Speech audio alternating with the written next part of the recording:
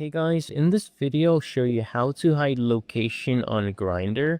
And first of all, I'm really sorry. I'm not taking a screen recording. I'm recording like this because when you screen record Grindr, it makes the screen turn black, but we have to get creative and show you. So come to the top left, click on your profile icon, okay? And what you can do if you have the money, you can go ahead and click on Incognito. That makes you hide your location. Otherwise, another option I have is come here to settings. Okay. You just come and scroll down here. You see distance and visibility. Click on here hidden. Make sure it's hidden so no distance is shown. Right here under distance and visibility.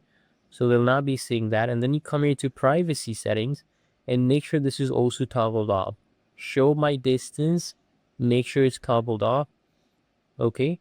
And otherwise, it's really that easy and simple.